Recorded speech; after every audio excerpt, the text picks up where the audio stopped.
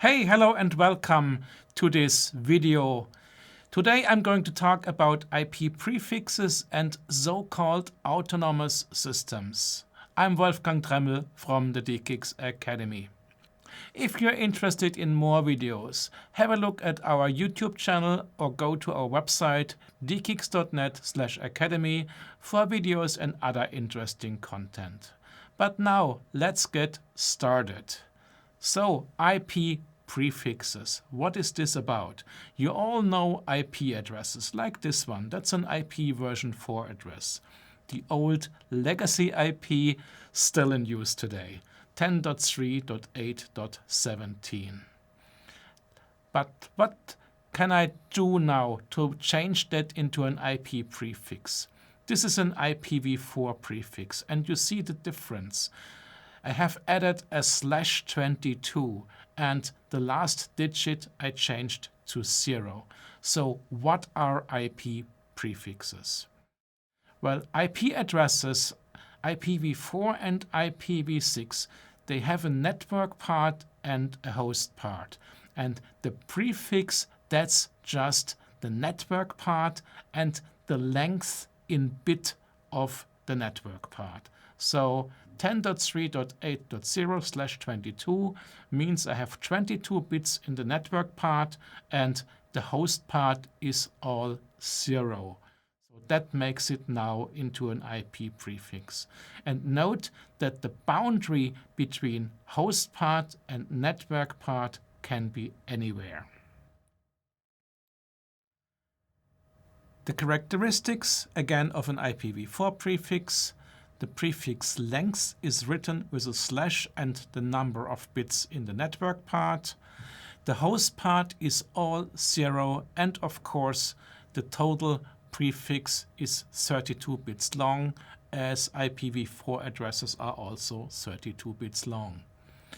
In IPv6 it's quite similar.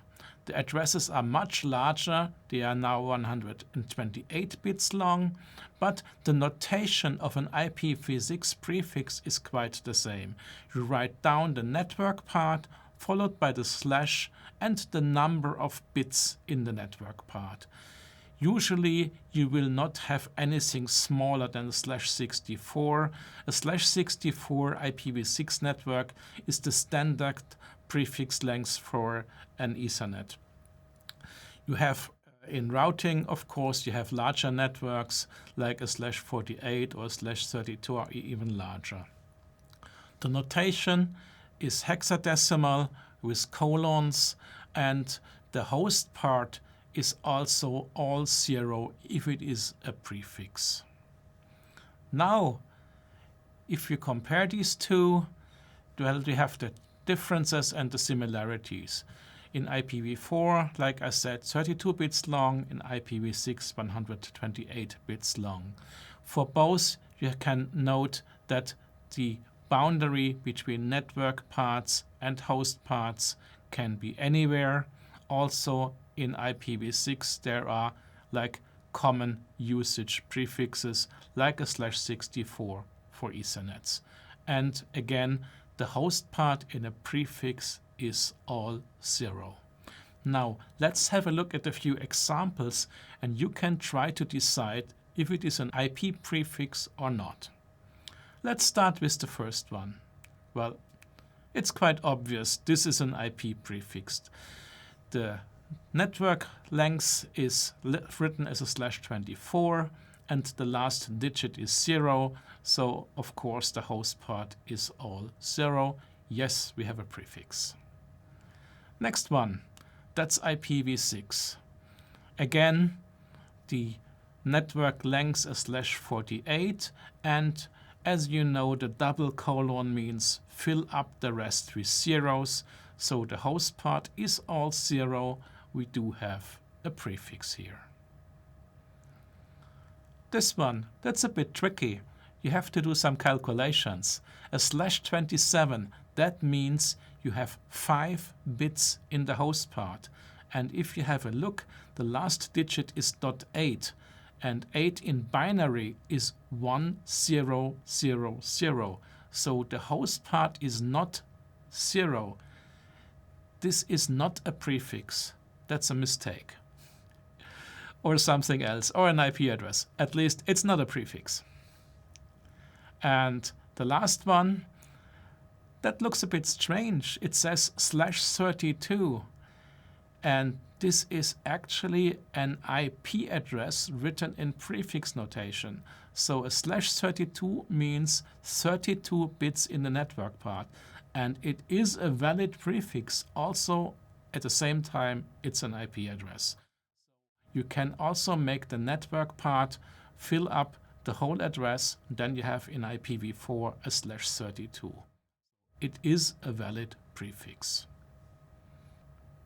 And the last one, again, that's not a prefix. Everybody can see that because in the second part, the host part, again, is not 0. Now, enough about prefixes. Let's talk about autonomous systems. So, what is an autonomous system? Let's talk about a bit of Internet history. In 1982, the ARPANET, the successor of the Internet, was already active. And they had a protocol called the Exterior Gateway Protocol. And they defined an autonomous system will be assigned a 16-bit identification number in much the same way as networks and protocol numbers are assigned. So that was the first mentioning of the autonomous systems and the autonomous system number. So each autonomous system was centrally assigned an identification number. Some years later, well, in January 2025, we find 890,000 active autonomous systems in the Internet. And you already noticed 16-bit, 70,000, that doesn't match. So in 2001, the planning to extend the AS numbers to 4 bytes to 32 bits began. And that was finalized in May 2007. And if you want to read about that, just follow the link on the slides. Today, 4-byte AS numbers are assigned and they are supported by all modern routers, and you no longer can request a 2-byte AS number, and also there is no reason for that. 4-byte AS number, 32-bit long AS numbers are just working fine. So, but again, what is an autonomous system? There's a simple definition that is a group of IP prefixes. And this is the reason I talked about IP prefixes first. A group of IP prefixes which is announced by an operator or multiple operators, and they have a single and clearly defined routing policy. So routing decisions are made by an operator, and they are not made just for each and every IP address. They are made for a group of prefixes. And we call that group of prefixes an autonomous system. But to route or to announce prefixes, you kind of need hardware. You need a router or multiple routers. And this router then speaks BGP, that's the Border Gateway Protocol, to its neighbors. And it identifies itself by an autonomous system number. So like, hey, I'm an autonomous system number 196610. This is the DE-CIX Academy, and I'm announcing this or that prefix to my neighbors. And this makes an autonomous system, and this is what all this is about. And we have now another new term, and that's the autonomous system number, or ASN. Now, what is that? I already mentioned that autonomous systems are globally unique, identified by their AS number. And at the beginning, it was a 16-bit AS number. Nowadays, it's a 32-bit number. And globally unique. AS numbers are globally unique. And that means somebody had to administrate them and hand them out if you need one. And that entity is the IANA, that's the Internet Assigned Numbers Authority. And yeah, the IANA, well, if they would do that for the whole world, they can't do that. That's much a too big task. So they have delegated that tasks to that 5 RIRs. That's the regional internet registries. And in Europe, the regional internet registry responsible for Europe, that's the RIPE NCC. And have a look at the map for the rest of the world. So what do these regional internet registries do? Well, I don't want to talk about everything they are doing that would be beyond the scope of this video. So let's focus on AS numbers. And for now, let's focus on Europe. I'm here in Europe, and that's the RIR I'm most familiar with. The RIR for Europe, Russia, and the Middle East, that's the RIPE NCC. RIPE means Réseau IP Européen, and well, the founders wanted to have a French name. NCC means Network Coordination Center. And note that the RIPE is not the same as the RIPE NCC. Have a look at the website for the difference. Back to getting an AS number for your network.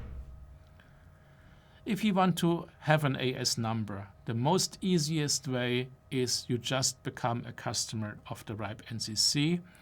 You have to be a legal entity, just fill out the forms, provide the documentation they need, pay the sign-up fee. No, it's not for free. And then request your AS number. You need to show that you need an AS number. And how do you do that? You simply say, I want to be multi-homed, so I want to have at least 2 different transit providers, or I want to do peering. I want to join an internet exchange like DE-CIX, and I want to peer, so I need an AS number. Have a look at the procedure on the RIPE NCC website, and it's quite easy. You simply have to provide some documentation to get your own AS number so you can participate in peering. And also the RIPE has an academy, and they offer a number of trainings and on how to deal with them and how to do the procedures for getting resources from the RIPE NCC. You can also, there's another way to get an AS number, and that's from someone who already is a RIPE NCC member, and that's called a so-called sponsoring LIR, and they do request the AS number from the RIPE NCC for you, and they also may charge you for that. So if you want to become a member yourself, just go to an existing member of the RIPE NCC. Now you have your AS number. How do you now announce your IP prefixes? Can you announce all the IP prefixes you already have? Well, it depends where you have that IP space from. In general, all IPv4 prefixes of /24 or larger you can announce via your own autonomous system via BGP. In IPv6 you have to have prefixes of /48 or larger. And if you have just become a new RIPE NCC member, of course you can also request IP space. No IPv4 space anymore. IPv4 space is out. If you need fresh and new IPv4 space, you have to look at the market, and it's expensive. But you can have plenty of IPv6 space. And yeah, it says here there is a waiting list. Yes, there is a waiting list, but it takes a long time until you might get a new fresh /24 from the waiting list.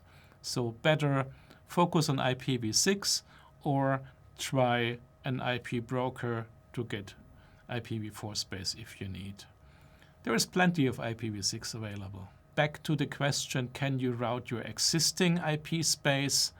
That depends where you got it from. If you got it from another provider, you need to check with them. Usually you cannot announce IP space via your own autonomous system you got from somebody else. You need to have your own IP space to do that. You have your autonomous system, you have your IP space. What is it good for?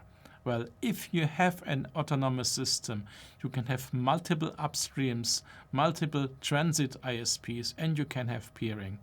Without an AS, you can only use what your transit provider allows you. You can only route via your transit provider, and your transit provider makes all the decisions for you. Also, if you have your own AS, you can of course optimize your traffic for performance or cost.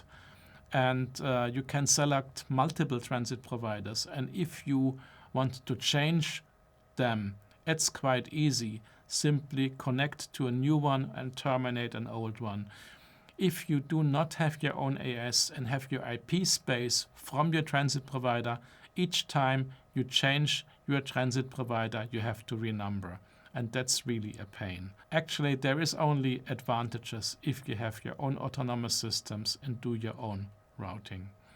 Also, you can set up your own peering policy and can make your own decisions where to route your outgoing traffic. And that's really, really good if you want to choose how your traffic flows outgoing. And that's it for today. Thanks for listening. I'm Wolfgang Tremmel from the DE-CIX Academy. Thank you and bye-bye.